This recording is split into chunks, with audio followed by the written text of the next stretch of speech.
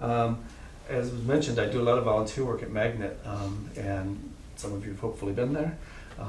It's open and free, 6 days a week, but it's a center for gay men's health. And there are similar centers for women and various segments of the communities around San Francisco. And what we find oftentimes, folks coming in, and we had a young man yesterday who was about 28 years old, and came to the clinic, wanted to talk, asked him if he was there for any special reason. No, just a routine checkup. I said, great, glad you're here, we'll take care of things. Anything on your mind that you need to chat about? No, absolutely not. And then we just chatted, because the HIV test, as some of you know, takes 20 minutes, so you get some time to get to know each other. And suddenly, as he felt more comfortable, sadly for me, he said, you sort of remind me of my grandfather, except you're supportive and trusting. I like the second half of that a lot. The first part's just a reality. But then he started to cry, and we started to talk, and he just had never had anybody in his life who could talk about it. And he had a very minor health problem that we were able to take care of happily. But it had been going on for a couple of months because he didn't know how to put words around it and talk about it, because even though he had moved away from the family, moved to San Francisco, here was this young gay man, had a job in higher education, and should have been really comfortable, but he didn't have places where he could go and talk, and he couldn't talk about it with his friends because they were basically sort of club kids, and the relationship with most of his friends was, as he said, shopping, drinking, and waking up. And I don't think he meant the Buddhist part of waking up, that third part of that. So a lot of it, I think, is sort of, that's a good metaphor for, I think, what a lot of us go through. Because I think we can be the sort of most radical sex rebel in the Castro or in the Marina or wherever we happen to live in San Francisco. And I think in spite of that, I think what happens is that a lot of our feelings about sex are in the other. Is our potential sex partner going to be attracted to me? Am I going to know the right things to do?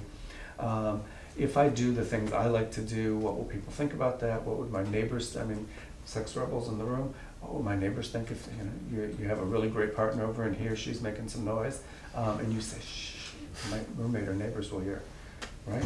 So if we're really a sex rebel, who cares, right? You're just having a good time, and if they're calling you nanny or whatever it is you ask them to call you when you put that uniform on, it should be okay. Should be okay.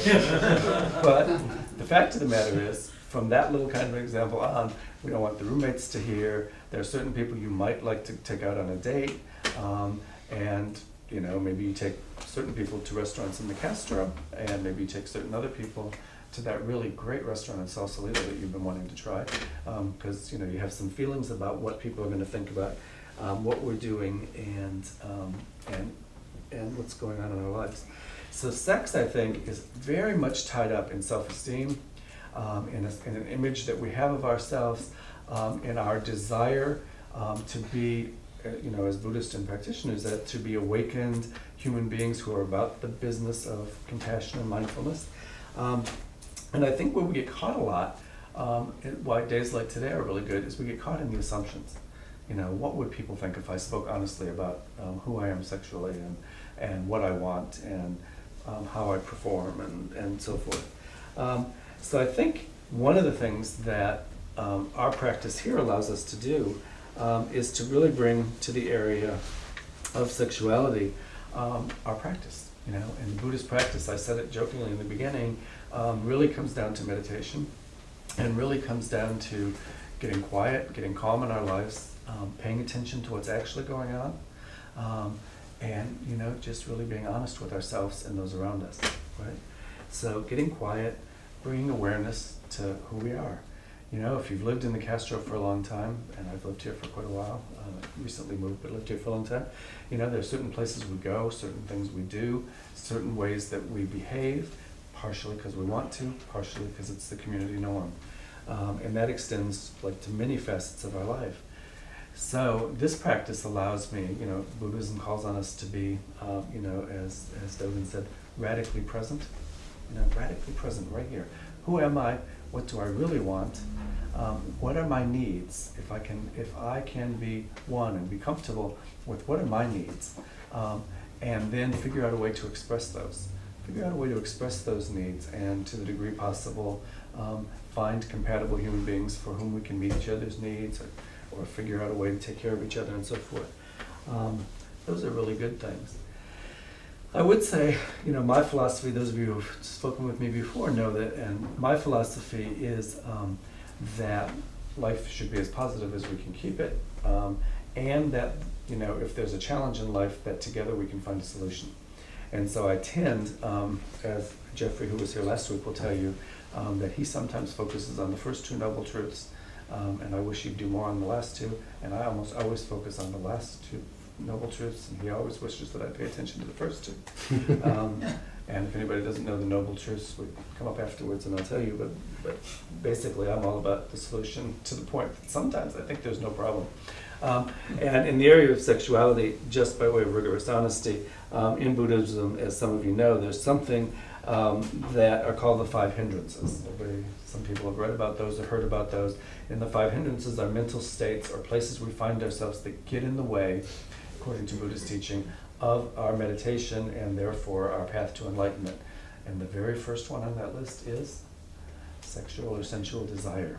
And so for those of us who came from other sorts of faith experiences and came through the 60s and 70s, and some of you not quite till the 80s or 90s, but whatever, we suddenly find ourselves in Buddhism thinking, wow, this is a really, we accept ourselves exactly as we are in this present moment, so that's got to be great for us, right? We don't have to worry about laws that were written and cultural customs that came up years ago, just right now. And then there's that. And sometimes we hear people give Dharma talks about those hindrances and how we shouldn't get lost in desire and what does sexual desire and the pursuit of sexual pleasures mean for us as practitioners. The others of those, so if you go down that path and say, okay, so we want to be mindful and careful about spending too much time in sensual or sexual pleasure, desire. The other ones on that list are anger, restlessness, and doubt. It seems to me perfectly reasonable that as adult human beings, if we put away sexual and sensual desire, that what would follow for me is anger, boredom, restlessness, and doubt. Seems like a perfect set, whoever came up with that list, right, 3,000 years ago. So I think it would be wrong not to acknowledge that, it can be, and we will circle around and talk more in a few minutes. There is certainly in our community at this point folks who have dealt with compulsion or are dealing with compulsion and maybe even addiction in the area of sexual desire and sexual behavior. So I don't mean to make light of that. We will talk about it. But for most of us, I think, because we grew up in a society, all of us in this room, where whatever it is we want to do sexually was not on the approved list, right? It wasn't for procreation for most of us in the beginning, and it wasn't the community norm. And so we grew up, all of us, wondering what was going on. So when we get to a list that says we shouldn't spend a whole lot of time thinking about sex, it's like, for some people it's just easier. And I don't know if you've all heard the expression sexual anorexia. That's a new, on the Oprah channel and other places where intellectual information comes from these days. There's this notion of sexual anorexia, and it's it's simply, of course, abstaining from sex, not because you want to, but because, to keep it much too simplified for what they're talking about, but basically you're staying away from it because you're afraid of it, or you have that aversion, as it were, which is not a good thing either.